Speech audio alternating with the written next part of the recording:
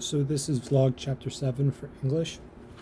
So the chapter starts off by talking about James Comey and the FBI and how he, at a summit, proposed to incorporate all agencies and private sectors and even local government to use surveillance and communicate more to help find criminals. And with this, his speech got used in the new legislation that was passed. And then from there, it segues into talking about privacy and surveillance.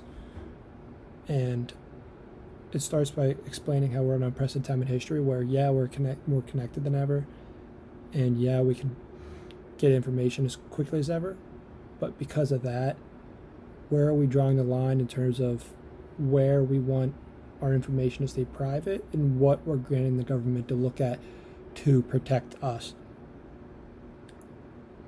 And we can't always get what we want, so we want everything to be private. We want everything we do on the internet to be private, but understandably that's just not possible. We can't keep everything private, because if we do, how are some companies going to get information on what products we want, or how is the government going to keep us safe from terrorist threats? Because they often communicate through social medias and online communication. So if they're not surveilling that, if we're not giving up some privacy, then we're not going to allow ourselves to be safe. And because of this, we have to give up some of our privacy so they can protect us. But oftentimes, the local governments or citizens often wonder, where do we draw the line with the government surveillance, and where does it become an invasion of our privacy? And oftentimes, this line is very blurred, and we don't really know where that line is. But we have to deal with it. We have to fight back, but we can't really do much about it. But along with the government invading our privacy, it often happens on a day-to-day basis without us knowing. Like, our own likeness is easily compromised, which means our faces, our bodies, our gestures are often caught in the background of pictures on security cameras without us even knowing. It's invading our own privacy. And our devices are actually gateways to our data, which, if you think about it, how often do we use our devices, our phones, our laptops, everything to save passwords, credit cards, any data that we have? I mean, a lot of people do it.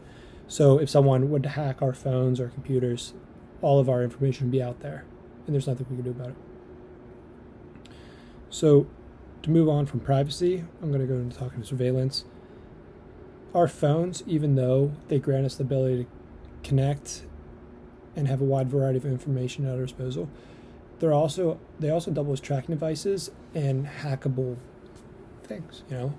Like I said, we have a lot of stuff on them, so they're often viewed as they often amputate us with thinking that we're always going to be secure. And we even think we're secure, but we don't really think our government's going to be spying on us, but they do.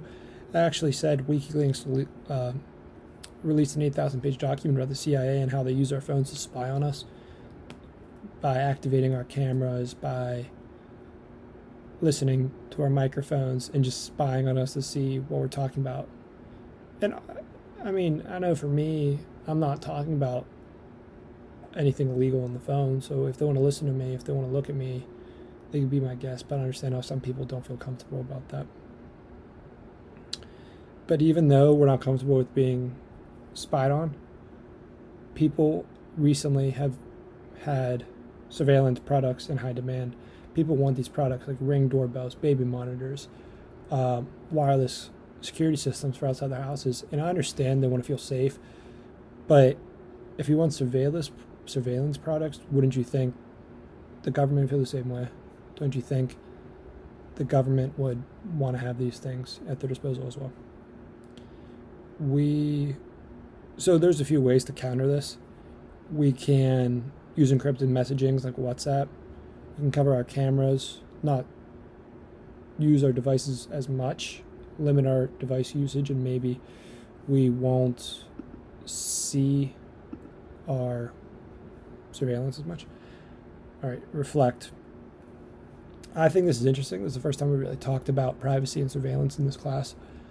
Um, we, I mean, I believe we all should have privacy, but at the same time, I believe surveillance is necessary in terms of national security. So, I understand the CIA kind of spying on people. Sure, it makes me feel uncomfortable, but hey, to keep us safe.